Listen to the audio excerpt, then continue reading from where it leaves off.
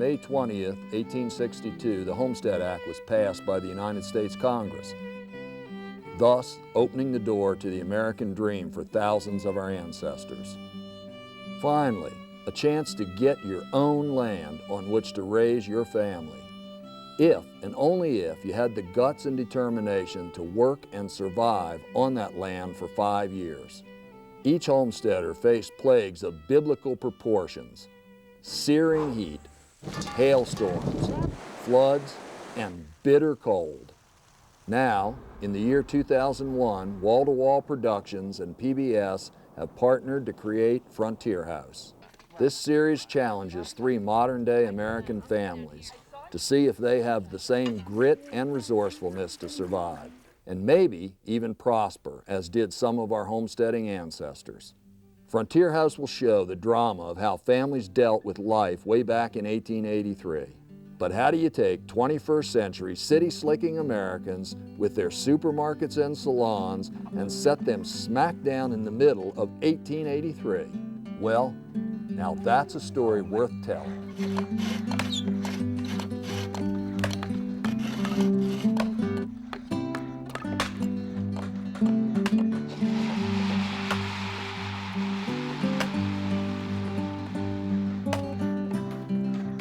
Production of Making Frontier House was made possible by Travel Montana, dedicated to promoting and developing tourism in Montana. Put yourself in Montana. And by the University of Montana, where the discovery continues. And by viewers like you who watch and support public television. Thank you. Hello, I'm Bernie Weisgerber, and I was a building consultant on Frontier House. I'll also be your guide for Making Frontier House, and as you can see, my specialty is axes, cabin building, and log cabin restoration. About 2 years ago, I was approached with this idea of a living history experiment based on the success of a British program called 1900 House. This program took a British family and moved them from the year 2000 to live in the year 1900. I was the producer that made a series in the UK called The 1900 House, which has been seen on PBS television. And as a result of the reaction to that series, both in Britain and here in the US, we had the opportunity to be able to come and look at another moment in time, another fascinating story, the story of the settlement of the American West, the opening with homesteading. What we're hoping to do with Frontier House is to uncover those stones, to be able to see a reality behind the experience that people really had with homesteading. So a decision was made to produce a show on American Western homesteading, but where and what time period? Homesteading obviously started, 1862 was when the Homestead Act allowed people to be able to claim free land. And from that moment on, there was a huge movement across the West to be able to settle new land. And we thought that 1883 was an ideal moment to freeze a moment in time, because it was a time when there was great anticipation. What you're getting is the start of the promise of a new type of life that's coming forward. The railroad is advancing ever nearer. And in 1883, that's the year when the railroads connect. And for homesteaders, it would have made a bit of a difference in their lifestyle. The reason we chose to come to Montana was because, first of all, still today you can find beautiful, open, wild, exciting country to be able to film and make programming in. But equally, it was a fascinating time period for Montana, because this was a time before it became a state. It was Montana Territory, where the new settlers were being encouraged in to be able to come and take up the new land that was available under the Homestead Act. So now we know 1883 in the Montana Territory was the starting point. Next, the producers had to find just the right historians and consultants to make the experience real. The process by which I found the historians is I called some of the leading historians in the country, and we had actually a fair difficulty in finding the consultants we ended up with, because academics in America are broken up into various disciplines, and very few of them are what we would call experimental disciplines. We had to search really high and far to find people who both knew the history, knew the period, knew the time, but also knew the practical details. Remember from the 19th century, idle hands are the work of the devil. which meant that you were to keep your hands busy as long as you were awake and going. We were all excited about working on the Frontier House. There was one rule that we insisted on. We were all committed to making it historically accurate, and for me, it had to be done right. These people were not just interested in history and doing it right. They were obsessed with the idea of doing it right. Simon didn't want the mythic West. He wanted the West that hasn't been told. He didn't want John Wayne. He wanted families. He was, after all, bringing families there. I get invited to help with movies quite a little bit, script movies, and I don't take those options because they're trying to fit a script. And that script a lot of times is not really reality. And I let them get me involved in this because it is portraying history more closely than most things do. There's been a lot of research go into it, and it's a fun thing. It's going to be fun to see how the families react to the situation that they're put into. Get up, get up, get up. For 2 years, all of us worked hard on Frontier House. Every aspect of homesteading life had to be researched, checked, and double-checked, a daunting task.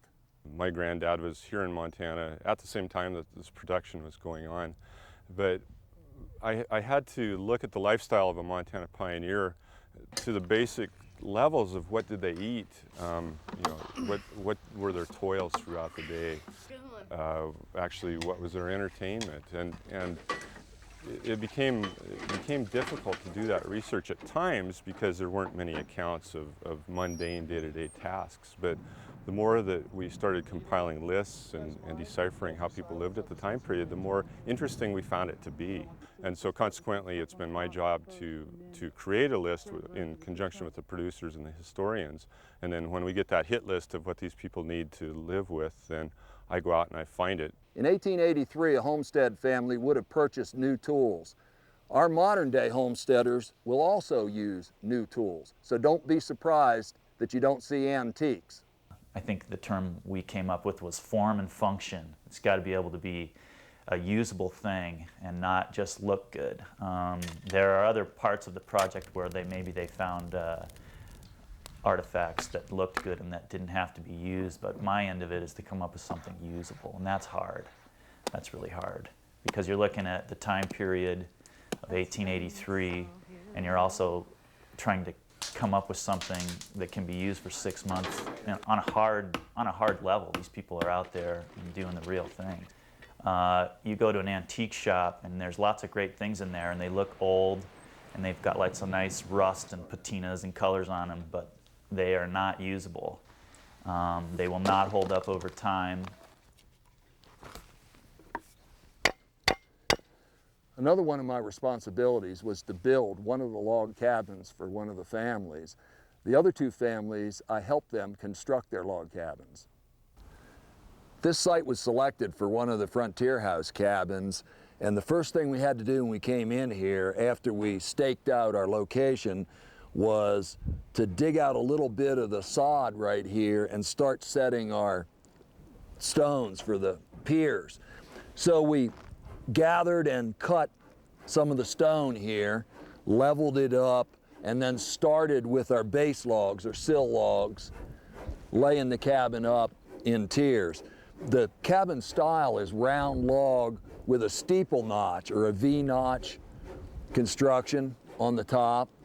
It's just a matter of laying up each course of log and notching it as you go. Now, when we put the logs in, none of the window and door openings were cut. So you had a box of logs, and then we come in and saw the openings out for the window and door penetrations, frame those in, and the windows are all hand-built in place. The sash we made was made off-site, and then the window frames were made right here and the sash installed in it. The latest thing that we're working on is the daubing, which is sometimes referred to as chinking, but that's inaccurate. This is a cementatious material here made of creek sand and lime. We mix it up and we trowel it in between to fill the joints between the logs. And I guess the last thing I would point out is that we put a sod roof on here. Now we actually went and bought some sod because we didn't want to cut any off of the site here. And that would be traditional for this style of building with this 412 or a low-pitched roof on it. Before our families arrived at Frontier Valley, it was decided to marry modern construction tools like chainsaws and cranes with historic tools like broadaxes. But after the families arrived, it was 1883 all the way.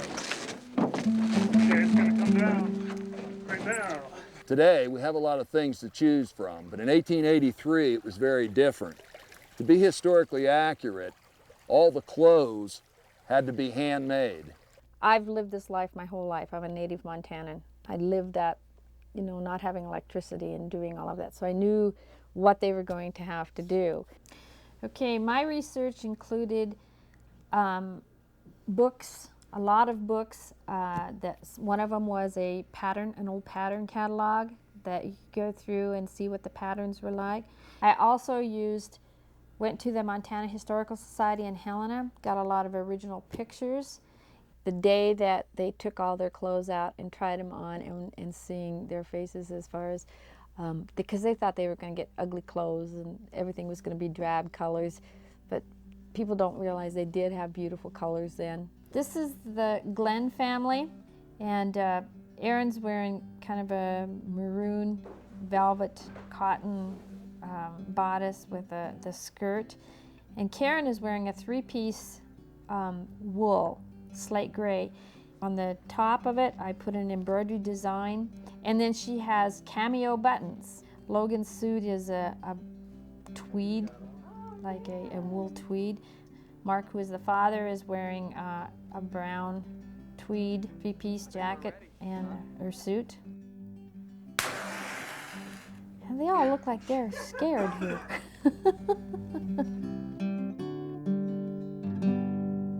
All the items we've covered so far are just part of the story. In order to survive, homesteaders had to depend on their animals for food, labor, and transportation. It varied somewhat, but it was just essentials, usually animals and whatever they could afford. They a lot of times moved west to these homesteads without having a lot of money. We're probably going to have chickens on the deal. They came with a milk cow and some horses and whatever that the animals that they need to use for survival or for the tools to do their trade. Now our families have their tools, clothes, and animals, but you can't just take 21st century people and expect them to function in the year 1883. So it's time to train them. This training took place in Virginia and Nevada City, Montana, two surviving towns that are living time capsules from the late 1800s. There, the frontier families were taught the practical skills they needed to survive their homesteading adventure. The first days of training were spent with me giving the families an introduction to the tools they would be using, including a brief show and tell. The difference between the canned hook and the PV is the canned hook has these little teeth on the bottom which grip. And I talked a little bit maintenance tips. You don't want to abuse your tools. It means a world of hurt for you. And a long safety lecture. Make sure you're using the bottom of it and keeping your fingers up out of the way. Then it was time for each family to grab a pair of gloves, pick up their tools, and get to work. The men came with me for their 1883 carpentry lessons. Over the next few days, they built their own sawhorses,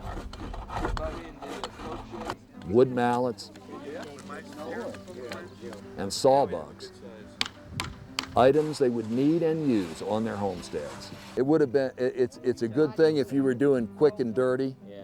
You know, if you needed to get it done. We're just doing long and dirty now. We're doing long and arduous now. Meanwhile, the ladies were going through their own training with Wrangler Rawhide Johnson.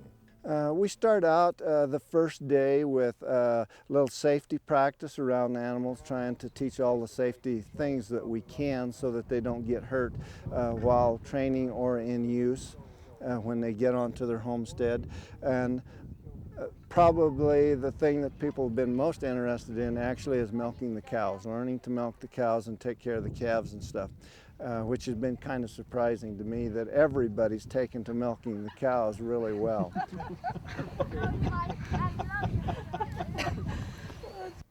The first lesson learning to cook homestead style was given by our domestic arts consultant, Sue Kane. Domestic arts or domestic life is a big subject. So today we started with food. And as they say, no work will get done unless the man's belly's full. So that's why we started there.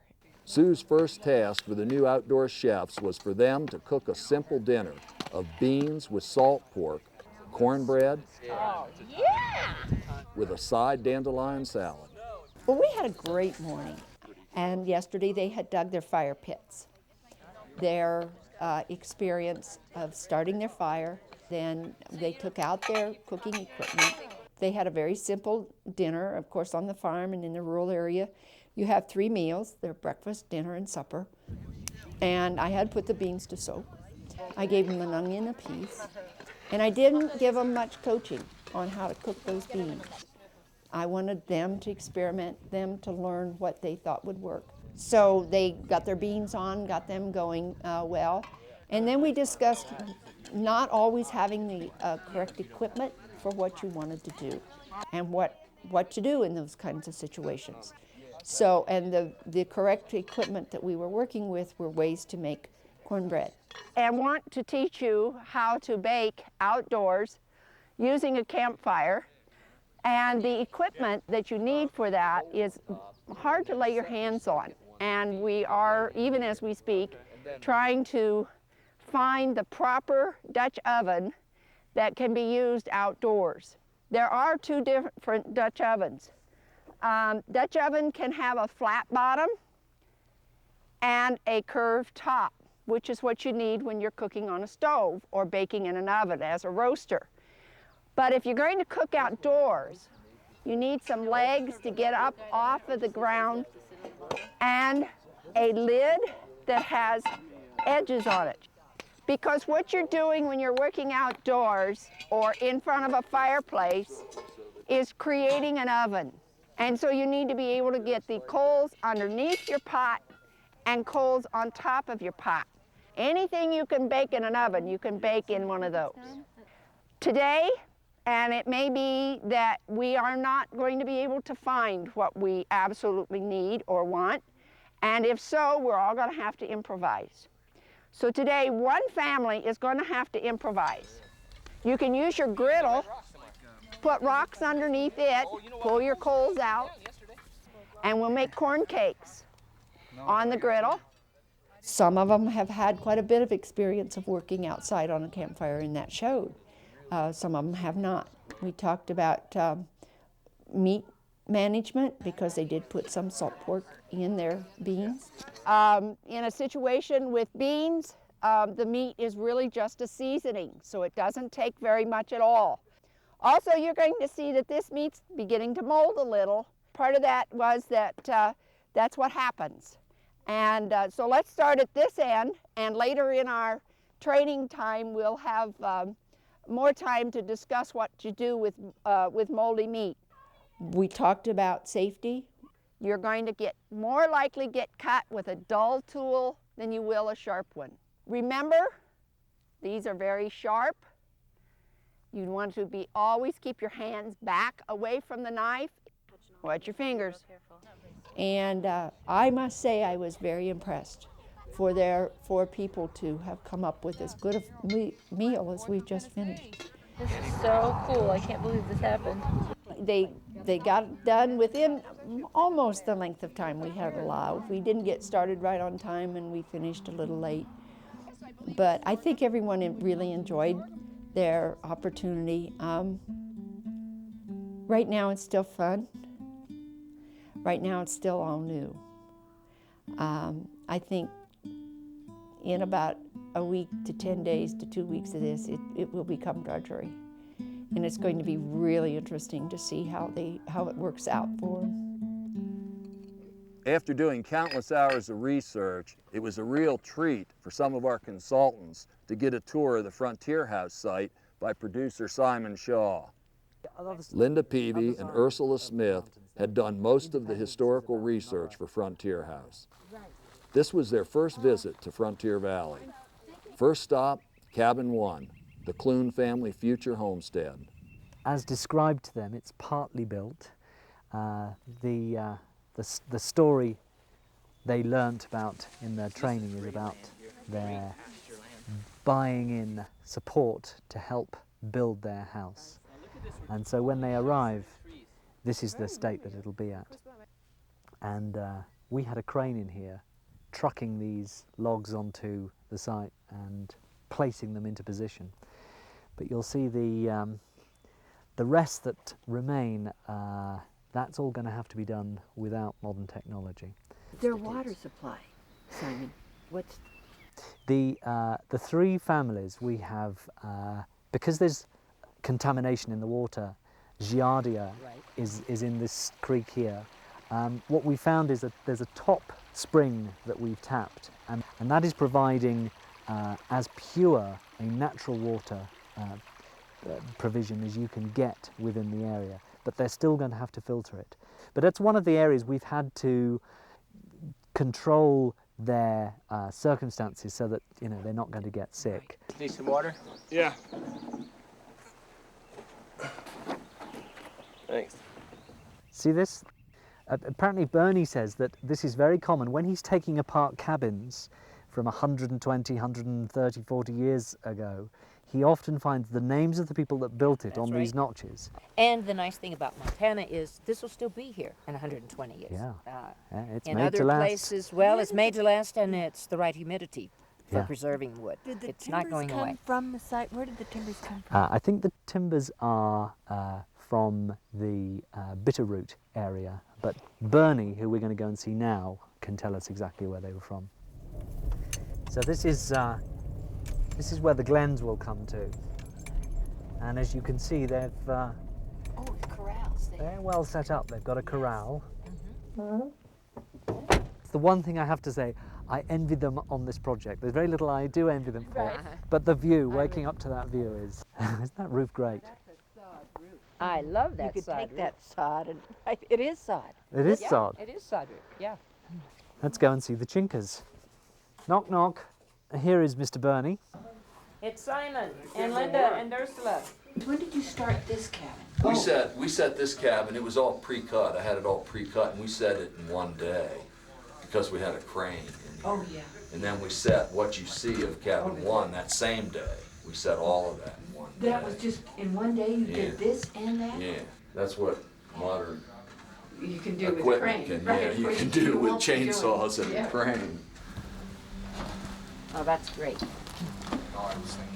A thought that Linda and Ursula, a wicked thought that's just entered their minds, is shouldn't we leave a bit of a gap in the chinking so that the family have to deal with the historically correct difficulty of dealing with vermin coming in. Well, you won't have that problem. Look at the spacing on the floorboard. I'm noticing that. They won't have a bit of They'll problem. find their way in. When we started this program, I said that getting it right and telling the most accurate story of the American frontier homestead was the most important thing to us. The experiment of living in the year 1883 will be an interesting drama, but hopefully you will also see that life on the frontier wasn't exactly as romantic as it's been depicted in films and television. I hate to say this, Little House on the Prairie kind of ideal life that people were leading, and it was very harmonious, and they were just in touch with the land, and in some respects they were battling with the land.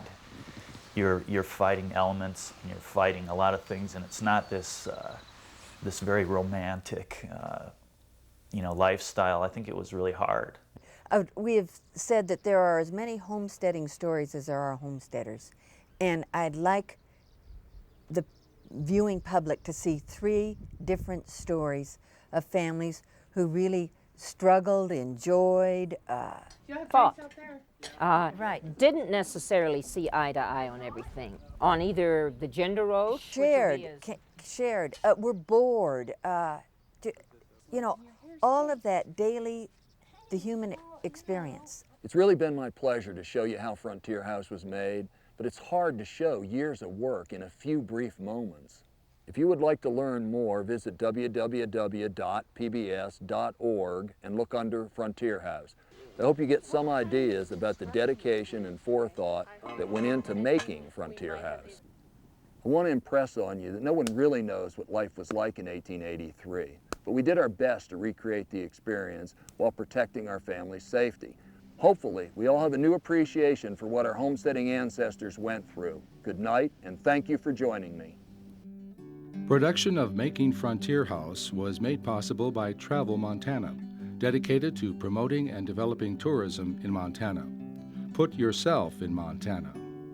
And by the University of Montana, where the discovery continues. And by viewers like you who watch and support public television. Thank you. Let us pause in life's pleasures and count its many tears while we all sup sorrow with poor. There's a song that will linger forever in our ears. Oh, hard times come again no more. 'Tis the song, the sigh of the weary. Hard times come again no more. Many days you have lingered around my cabin door. Oh, hard times come again no more.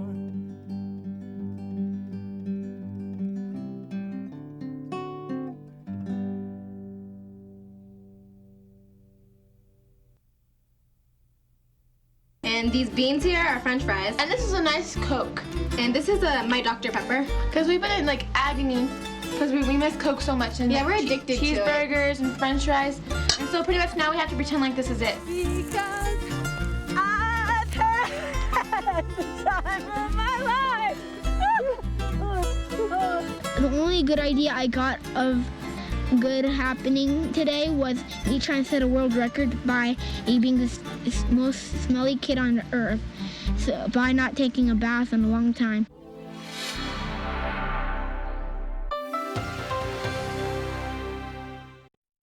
Funding for Frontier House is provided by the Alfred P. Sloan Foundation to enhance public understanding of the role of technology. The foundation also seeks to portray the lives of the men and women engaged in scientific and technological pursuit. Corporate support is made possible by Bob's Red Mill Natural Foods, makers of over 400 stone-ground whole grain products for every meal of the day. Our all-natural products are available at your local grocer or natural foods market. Bob's Red Mill Natural Foods, to your good health. And by Georgia Pacific. Life on the frontier would have been different with GP brands like Quilted Northern Bath Tissue, Brawny Towels, and Dixie Cups and Plates. Georgia Pacific. We make the things that make you feel at home. Major funding is provided by the Corporation for Public Broadcasting and by contributions to your PBS station from viewers like you. Thank you.